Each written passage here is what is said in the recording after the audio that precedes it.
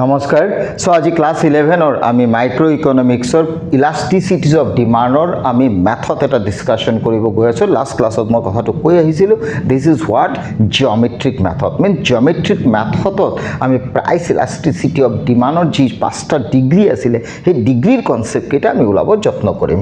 কোনটো মেথডত? জিওমেট্ৰিক মেথডত। Clear? So তেতিয়ালে বলা আমি আৰম্ভ কৰো।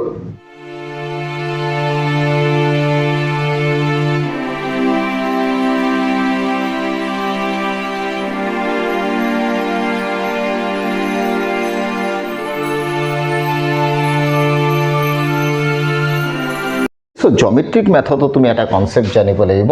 ইডি উলাবৰ কাৰণে এটা কনসেপ্ট মই লাষ্ট ক্লাছত লিখি আহিছিলো, lower segment by upper segment. That means demand curve এডালৰ এটা পাৰ্টিকুলাৰ পইণ্টৰ পৰা লোৱাৰ সেগমেন্ট আৰু আপাৰ সেগমেন্টৰ কনসেপ্টৰ ওপৰত বস্তুটো আগবাঢ়িব। ক্লিয়াৰ? मैं बोलना चाहता हूँ, मान लो this is demand curve. Clear?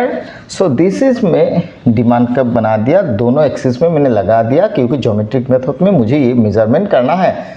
So ये जो एक पॉइंट मैंने डाला ना, so this point is said to be, इधर वाला जो कॉन्सेप्ट है ना, दिस इज लोअर सेगमेंट, और इस पॉइंट से ऊपर जो कंसेप्ट है ना, this is said to be upper segment. Clear?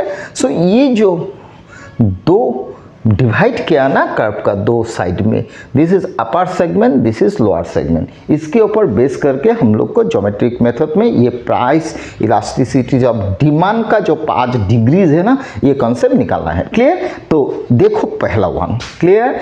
अभी इसको देखने के लिए तुमको क्या करना पड़ेगा पता? एक डायग्राम बनाना पड़ेगा। वो डायग्राम मैं अच्छा से बना के दिखाता हूँ। क्लियर? डिमांड कर्व बना लो एक ठो अच्छा से। दिस इज, देखो डिमांड कर्व हो गया, this is demand curve. Clear? ये डिमांड कर्व में तुम पॉइंट 5 ठो डाल दो। This is point A, this is point B, this is point C, this is point D, this is point E. 1 2 3 4 5। Clear? ये 5 point हो गया। तो इसमें तुमको क्या करना है, 5 जो डिग्रीज है ना वो निकालना है। क्लियर? तो अभी पहला 1 डिग्री में तुम क्या करना है, जैसे मान लो पहला वाला मेरा कंसेप्ट होगा ED, ED is equal suppose ED greater than 1 ही निकल लेते हैं। सो ईडी ग्रेटर देन 1 मतलब इनइलास्टिक नहीं, elastic. Clear? So elastic demand. Clear? So ये वाला कंसेप्ट तुमको निकालना है। क्लियर? ये हो गया। अभी ये वाला कंसेप्ट निकालने के लिए तुमको ईडी का फॉर्मूला पकड़ना है। तो ईडी का फॉर्मूला अंडर ज्योमेट्रिक मेथड में क्या था, lower segment bye upper segment, है कि नहीं? तो ये वाला चीज, तो ये वाला चीज में तुमको क्या करना है, लोअर सेगमेंट मतलब इस सिचुएशन में इस पॉइंट, जैसे मान लो ये वाला पॉइंट में ईडी ऑलवेज क्या होता है पता? ED is equal infinity. Clear? ये पॉइंट में मिड पॉइंट जो होता है ना, इसमें ईडी इज इक्वल 1 होता है। इस पॉइंट में क्या इक्वल 1 होगा, इधर ईडी ग्रेटर देन 1 होगा, ईडी इक्वल इन्फिनिटी होगा, इधर ED less than 1, ED equal 0। तो ये चीज़ें निकालना है। एक्चुअली इस डिमांड कर्व का ईच एंड एवरी पॉइंट में वो 5 जो डिग्री है ना, वो इसमें किस हिसाब से तुमको निकालना है वो चीज़ें मुझे दिखाना है। क्लियर? तो वो चीज़ दिखाने के लिए फॉर्मूला में चले जाओ। फॉर्मूला में एक चीज़ देखो, LS by US, lower segment by upper segment. अभी तुमको ईडी ग्रेटर देन 1 में लोअर सेगमेंट जो होता है ना, तो इस पॉइंट होगा। तो ये तो तुम्हारा पॉइंट ए बी, ये बी पॉइंट, ये सी पॉइंट था, है ना? तो C point. Okay, this is point C. Clear? तो सी पॉइंट के लोअर सेगमेंट होगा सी बी, मतलब इधर से लोअर सेगमेंट सी बी होगा। सो सी बी। क्लियर? और अपर सेगमेंट होगा इधर से इतना तक सी ए, मतलब सी ए। क्लियर? ये हो गया। नंबर 2 एक साथ ही मैं कर रहा हूँ ताकि तुमको समझ में आ जाए। ईडी लेस देन 1 मतलब इनइलास्टिक डिमांड।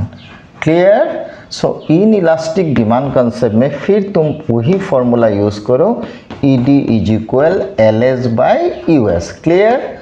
तो अभी LS क्या होगा, लेस देन 1 में लोअर सेगमेंट E से इतना तक, लोअर सेगमेंट E से इतना तक होगा, मतलब E भी लोअर सेगमेंट हो गया, लोअर सेगमेंट हो गया। अपर सेगमेंट क्या होगा, यहाँ से इतना तक होगा, E A upper segment, E B lower segment, मतलब E A होगा।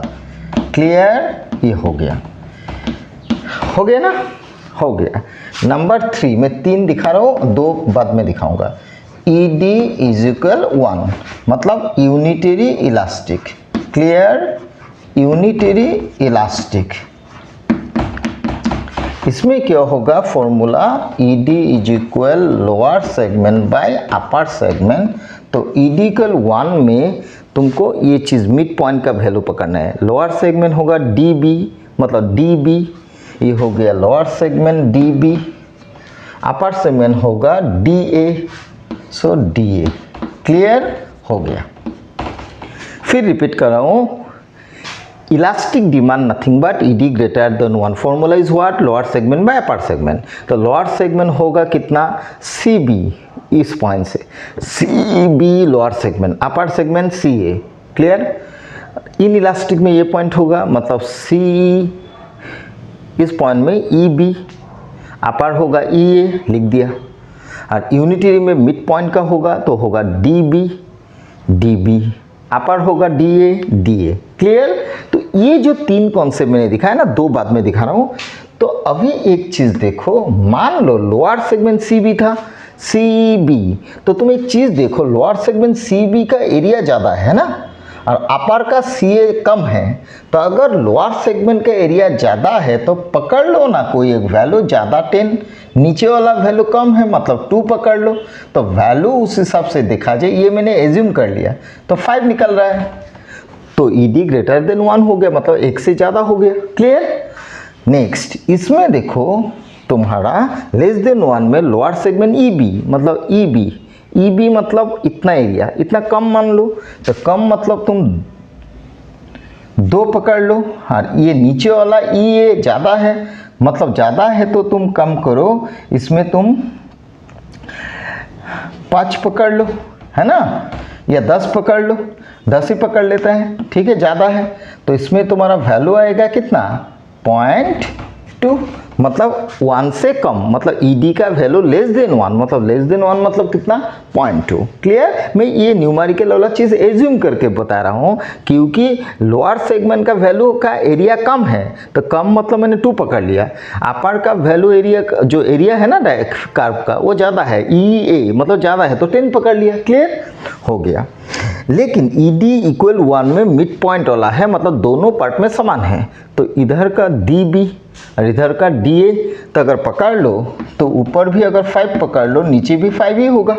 तो 5 कैंसिल करो तो 1 ही होगा ना। क्लियर। सो डिमांड कर्व का ऑलवेज रिमेंबर, मिड पॉइंट में always price elasticity of demand is always unitary, मतलब ED is equal to 1। Clear.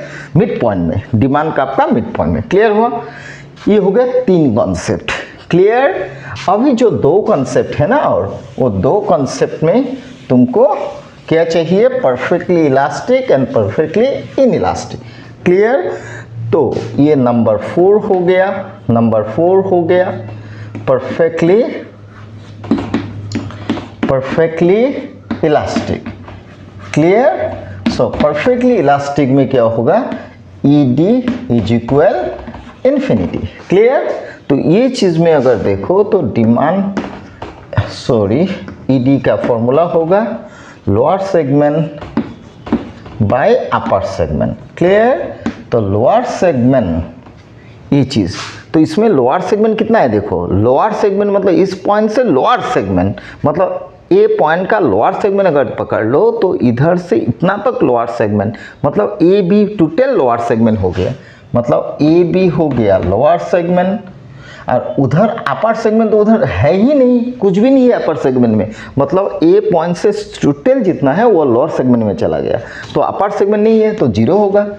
तो अल्टीमेटली इसका वैल्यू कितना आएगा, इन्फिनिटी। क्लियर? सो इस पॉइंट में E D equal what? Infinity. Clear हो गया। Number 5, perfectly what? perfectly inelastic। Clear? इसमें क्या होगा? ई डी इज इक्वल 0 आएगा। क्लियर? तो इसका फॉर्मूला होगा ई D is equal lower segment bye upper segment.